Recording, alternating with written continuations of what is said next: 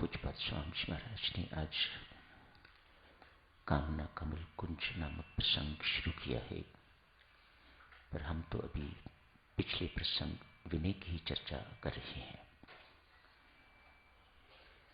परमात्मा हमेशा विनम्र को चुनता है। विनय के प्रसंग में आपने देखा था दीनता की प्रधानता है।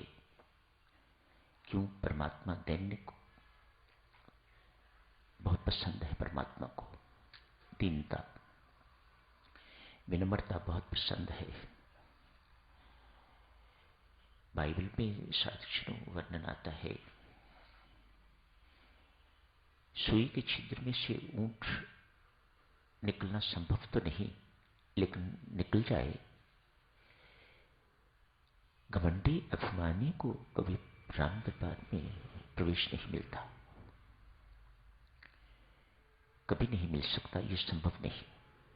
सुई के छिद्र में से ऊंट निकल जाना तो संभव है, लेकिन परमात्मा के दरबार में किसी घमंडी को, किसी अभिमानी को प्रवेश मिल जाए, ये संभव नहीं है।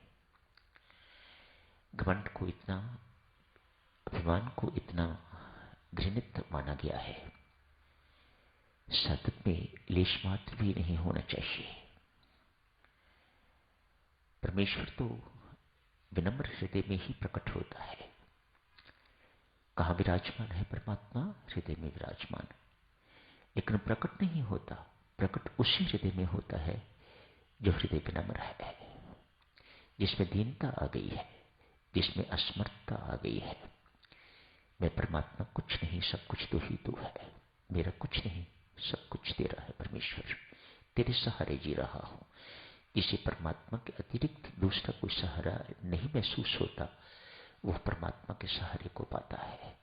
परमात्मा ऐसे हृदय में प्रकट हुआ करते हैं।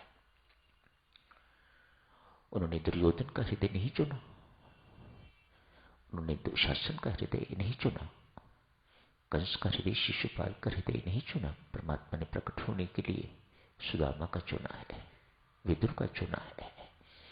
जिन हृदयों में दीनता आ गई, विनम्रता आ गई, उस हृदय में परमात्मा प्रकट होते हैं। अतएव साधक जनों, प्रत्येक साधक का, प्रत्येक साधना का लक्ष्य ही है कि हमारा घमंड जो है वह चकनाचूर होना चाहिए। ये हमारे भीतर नहीं रहना चाहिए। आज एक साधक, बड़े सरल से साधक, सच्चे सुच्चे साधक किसी संत महात्मा के दर्शनार्थ गए हैं। जाके उन्हें चरण वंदना की, दंडवत प्रणाम किया, उनके निकट बैठ गए हैं,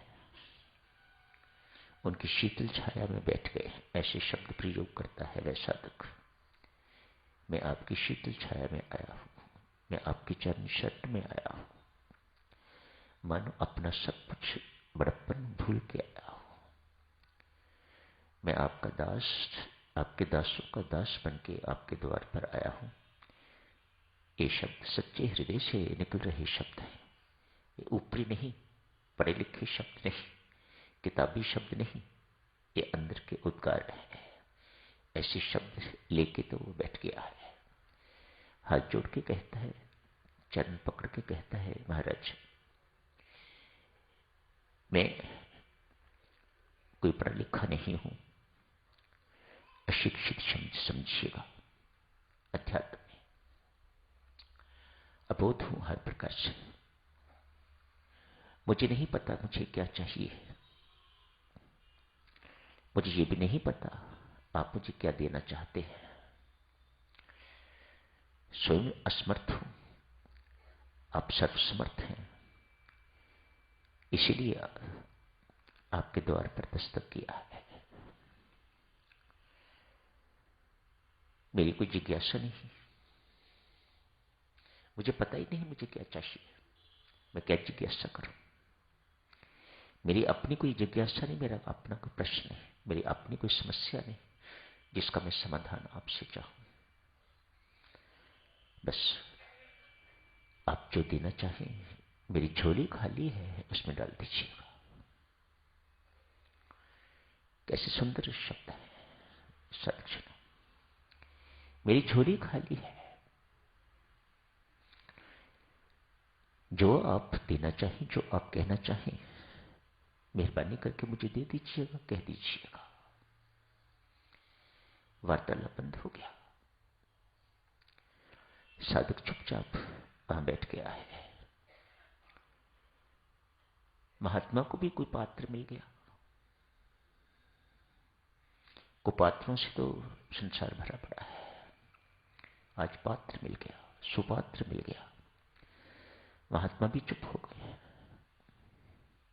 दोनों चुप्पी धारण किए हुए। शिष्य लोग बैठे हुए हैं महात्मा के पास, और भी ये तो नए व्यक्ति है। कुछ देर के बाद, चुप्पी के बाद, साधक की आंखों से, उस साधक की जिसने ये बातचीत की है, बाकी साधकों की आंखों में नहीं, इस साधक की आंखों से आंसू बहने शुरू हो गए। चरण पकड़ के प्रणाम किया, दंडवत प्रणाम किया, चरण पकड़ के प्रणाम किया, दंडवत प्रणाम किया। बहुत कृपा करी है प्रभु आपने, महाराज धीराज बहुत कृपा करी है मेरे ऊपर, बहुत कृपा की है, और प्रस्थान कर गए। सभी के सभी जो शिष्य बैठे हुए हैं बहुत चकित हैं। क्या घटना घटित हो गई इसके साथ कि ये ऐसा कहता हुआ प्रस्थान कर रहा है? हम भी तो यहीं बैठे हुए हैं। जब इन जिज्ञासुओं से, इन शिष्यों से रहा नहीं गया तो पूछा, महाराज वो जो आए थे चुप बैठ के एक ही बात कह के गए हैं, बड़ी कृपा करी महाराज, और रोते हुए, नाचते हुए, हंसते हुए, गाते हुए, गदगद हुए चले गए हैं। क्या घटना घटित हो गई उनके साथ? संत महात्मा शेष शिष्यों को कहते हैं, बेटा घोड़े 4 प्रकार के होते हैं।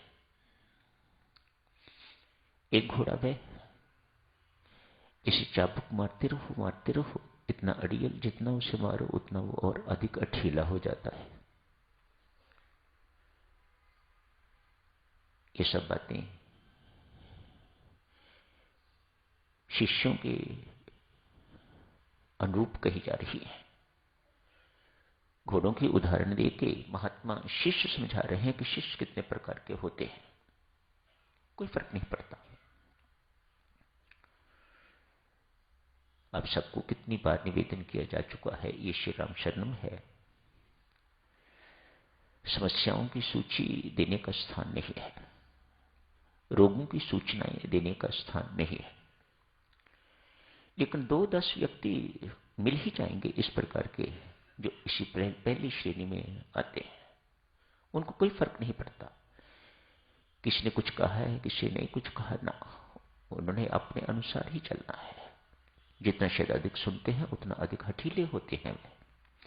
उनको अपनी सूची दे के जानी ही होती है, उनको अपनी बात करके जानी ही होती है।